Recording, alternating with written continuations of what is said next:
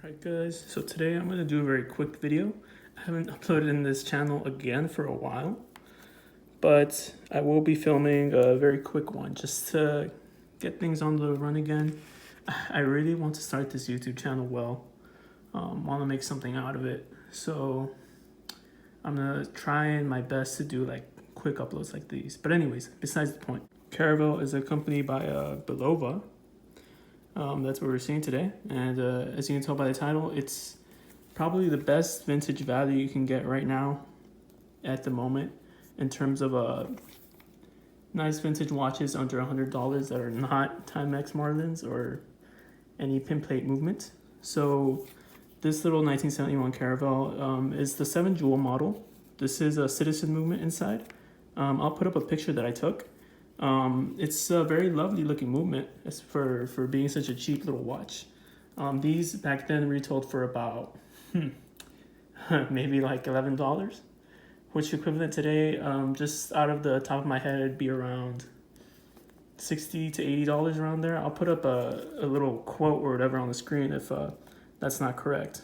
But this thing I bought on an auction, group auction, because I do sell watches and I do put them up for sale and fix them up, put them up for sale and all that stuff. This one I basically got for a group package for $40, 3 watches. So essentially I paid maybe around anywhere from 12 to 15 bucks for this thing alone. It came with this original strap. As you can see, it's not the best strap, it's an original strap. It's like the Seiko 5 bracelets of the yesteryear. Not that great. Very vinyl, plasticky feeling, but it gets the job done. The thing is though, this watch is in perfect condition. And you can find these on eBay all day for under 50 bucks in this condition. See, even the case back is not scratched up or anything. And if it is, it's probably my fault. This is a manual wind. I already fully wound it, that's why, so it didn't go too much. It does not hack, see? But it sets really well, very smooth, and it's extremely reliable on time. It probably keeps around anywhere from 15 to 35 seconds minus a day, and that's fantastic. I would try and regulate it. It doesn't seem that hard to regulate. It's just the typical little arrow thing that you move around. But it's a fantastic watch to wear. I've worn this to work, no issue whatsoever. I work at a jewelry store, so it really fits the theme.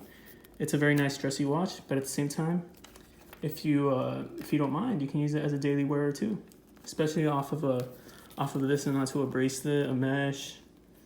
If you're into a NATO, or just a better leather strap, if you can even call this leather.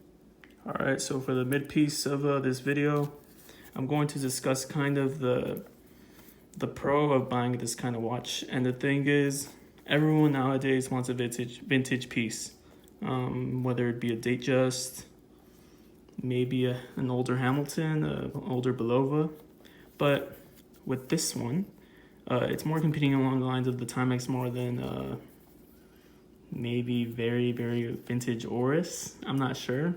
Definitely not the Indian pieces. Those are something else. The Indian specials, as they call them. This competes in that kind of realm under 100 bucks. And in my opinion, out of all the pieces I've looked through, and I've been in this game for a couple of years now, I know what happens in this whole market. And this is probably the best value you can get under 100 bucks vintage wise. So with this, you get, as I said, that reliable Citizen movement, a wonderful case design and feeling, because these are all constructed by Bulova, all regulated by Bulova. And you get a very reliable, very great looking timepiece overall. Check out that dial design.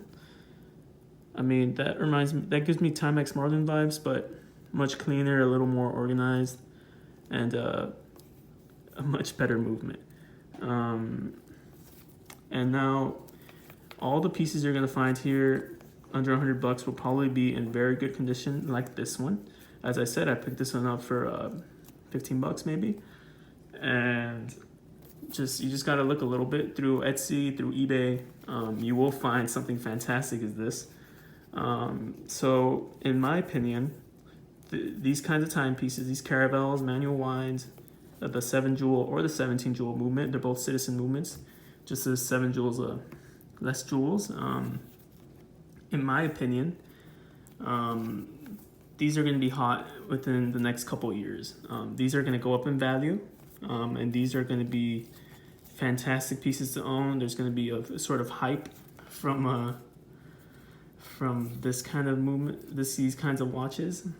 You're going to see it jump up in value all of a sudden, especially once someone a little more, I guess you can say, famous, kind of reviews a watch like this and realizes the great value you get of this watch. Oh look, check that out.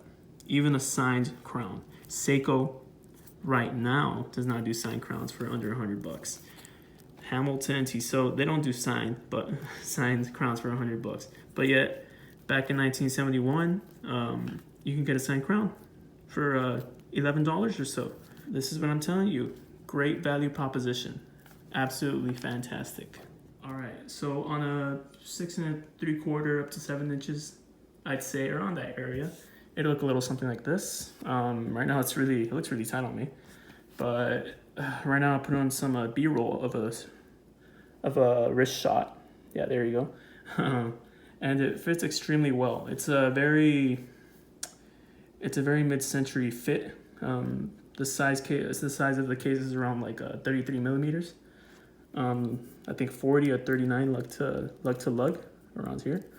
And it's a 17 millimeter width. Fits really well, really comfortable watch to wear, very slender. Most of the thickness comes from that dome, that acrylic crystal, which is great because if you ever scratch this, you don't have to worry about replacing it. Just a nice little tube of toothpaste will do, or what I like to use actually. It's a bit of a secret thing, not really, but I like to use it. It's a little uncommon to do this. Get some of that Scratch X McGuire stuff that you use for your headlights, on the car's headlights, to polish off the hazing of the headlights. And it does a really good job. It's a little more abrasive than a toothpaste. So if you have something a little deeper, you can use this.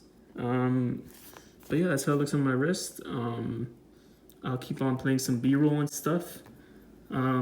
So this one is just a very quick video. I didn't really want to get into details. If you guys would like me to review this piece, I will. I'll wear it for at least a week straight. And we'll see how it does. I've never reviewed a vintage piece before on this YouTube channel, but I'd like to do so. I didn't do a wristwatch check, by the way. I was wearing what the previous video had, a nice little Casio Duro Marlin. Very durable piece. Check out my review on that. I was working out, so I just wanted to wear something a little more reliable, a little more robust. So yeah, this has been Perpetual Watch Reviews. On a very quick one on the Caravelle, 1971. I can't really tell the model, but I know it's that year and it's a Caravelle. And hopefully you guys subscribe, like, do all the typical YouTube stuff. Enjoy your day and have a good one.